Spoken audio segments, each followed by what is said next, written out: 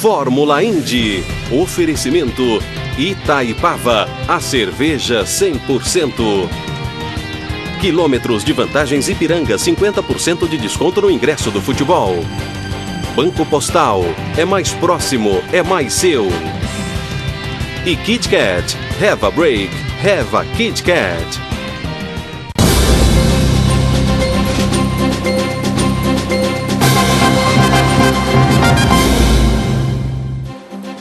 Muitos problemas mecânicos. 2 provas, uma rodada dupla lá em Houston, no Texas. Todo mundo imaginava que o Elinho poderia eu pelo menos imaginava, poderia sair de lá com o título de forma antecipada. Ele chegou lá com 49 pontos de vantagem sobre o neozelandês Scott Dixon. Não foi nada bem, não. 2 problemas mecânicos nas 2 provas, um 18º, um 23º.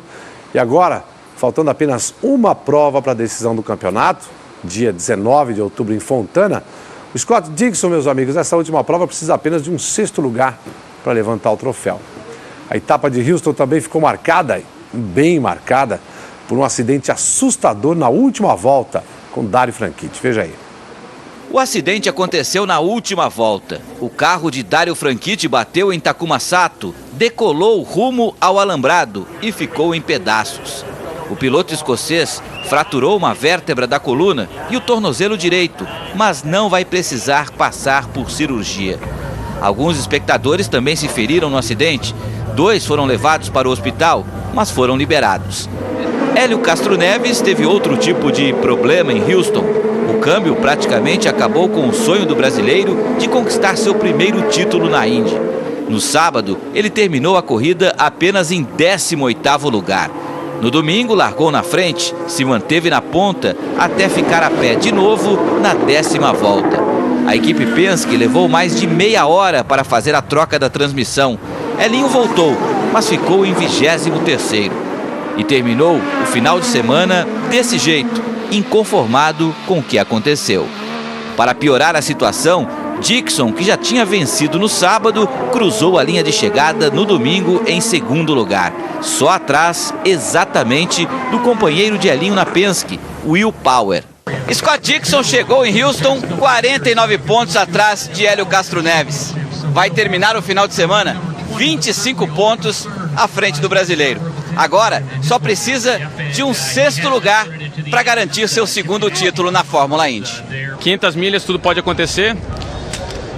A boa notícia é que o carro tá bom em Fontana. A gente teve um teste lá, o carro tava bom. A má notícia é que a gente tem que contar um pouquinho com o controle do lado de lá. Mas a gente não pode desistir, pelo contrário. Isso dá mais energia pra gente ir pra Fontana agora, daqui 2 semanas, e batalhar aí pra esse campeonato que não pode escapar. A definição do título, portanto, fica para o dia 19 de outubro, às 500 milhas de Fontana, na Califórnia. Falar primeiro desse acidente aí, né? Esse acidente com o Dario Franchitti no final da prova, última volta da corrida. A gente vê aí a imagem do carro do Takuma Sato, espalha de traseira. E aí não tem espaço para o Dario Franchitti, que estava tentando fazer a ultrapassagem exatamente pelo lado de fora. Tocou a roda traseira esquerda do carro do japonês e foi para o alambrado.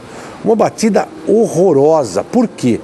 Porque o carro decola, bate no alambrado, do outro lado tem o público e o carro fica girando. É o pior tipo de batida que um piloto pode sofrer. Exatamente porque não é um impacto direto nem de frente nem de trás, mas porque tem o giro.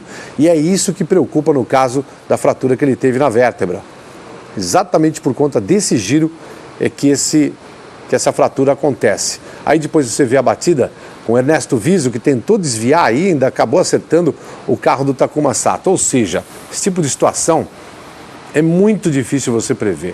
No caso, a gente tem que tirar o chapéu para o fabricante do carro, para o chassi da Lara, feito lá na Itália.